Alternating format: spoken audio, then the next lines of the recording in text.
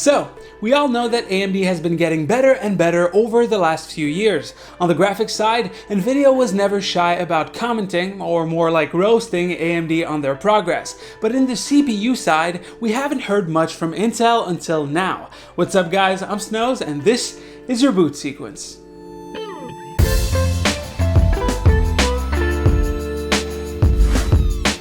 So a leaked internal memo from Intel just surfaced today on Reddit, and it's all about that competition. It's a sort of self-Q&A mixed with self-reassurance given the challenging period that Intel might be facing in the next few years. So let's take a look at some of the more interesting points in that memo.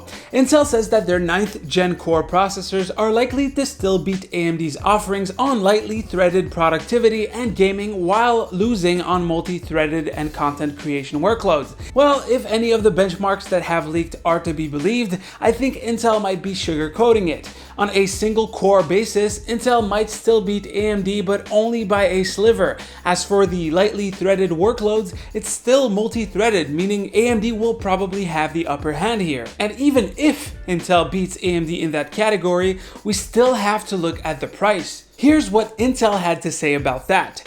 Intel is a premium brand. Oh, there we go. At times and on some workloads, we might dip below on performance, like the second half of the year. At other times and on other workloads, we are 3 times or more the performance. Our pricing will continue to reflect the value we deliver to our customers. I mean, that's a lot of empty talk right there. First, does the fact that he mentions the second half of this year mean we won't get 10th gen desktop chips this year? That I don't know, but what I do know is that Intel's brand unfortunately doesn't reflect as much as they used to. With all the exploits that have been discovered over the last year and a half and the performance loss and the results of these mitigations, Intel needs to reevaluate the way it sees itself. I mean, I have to give it to them for reacting so quickly in light of those issues, but it hurts the brand and even their employees know that, but I'll get back to that in a moment. In the memo, there was and yes, that's what they called it, Intel's secret sauce section. It says that their secret sauce is not a single ingredient, but rather 6 pillars of innovation: process, architecture, memory, interconnect, security, and software.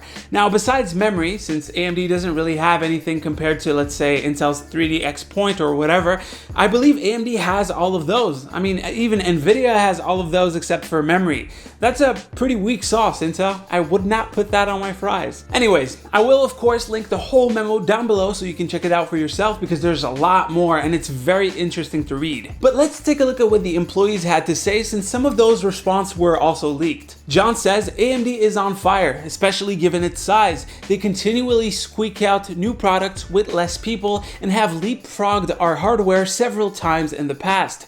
Ben says, we've become a running joke in a lot of enthusiast communities, and there have been a lot of complaints about the amount of performance systems have lost in these patches. Look, I'm not an AMD fanboy despite what you might think. I just see a company and its products as a whole. When Intel beats AMD and vice versa, I acknowledge it, but when it does so with ridiculous prices, I'll make sure to mention it. I mean, AMD wasn't a good CPU until Ryzen 1st gen, some would debate 2nd gen, but their prices have always reflected the performance. There was never a discrepancy in price to performance. Intel's desktop and server business is going to bleed over the next few years. I just hope that AMD's aggressive ways make Intel realize that being premium doesn't mean anything if you can't back it up. And hopefully, if they change that mindset, it will transfer into upcoming discrete graphics. Go take a look at the full memo once again and come back here and let me know what you thought down below. Anyways, in brighter news for Intel, it looks like integer scaling will be making its debut in Gen 11 graphics. Integer scaling allows an image to be scaled in a pixel-perfect way, which a lot of people think is an extremely desirable effect in retro or just pixel art games. Take a look at here, for example, where the left image is noticeably crisper than the right one thanks to integer scaling integration. Now, this is also beneficial in more traditional 3D games. Text and textures usually appear blurry on a 4K screen when the settings are at 1080p, or a 1080p screen when the settings are at 720p. And it really shouldn't. 1080p is exactly a quarter of 4K, so by quadrupling the pixels, you should get crisp text, but you don't.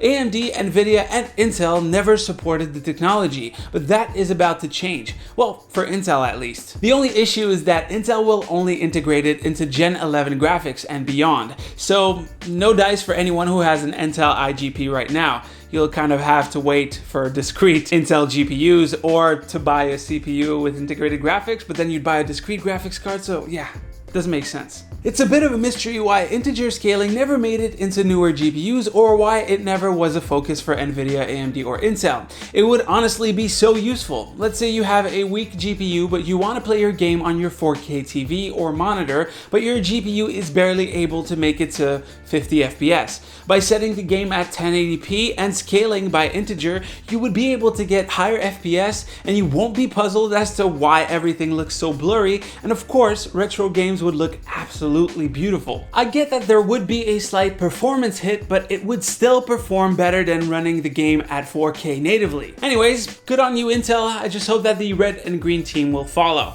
Alright, so that is pretty much it for the news today. It's kind of a slow week for news, and I thought that the Intel memo was quite interesting. If you have any questions, leave them down below as usual. You can click right here to see the latest video, right here to subscribe to the channel. Stay frosty, and I'll see you guys on the next one. Oh, and by the way, please leave a comment about my desktop. It's almost full. Oh, I only got like 5 rows to do. Maybe 2 more videos and it's gonna be over. Oh, and then I'll clean it up, of course.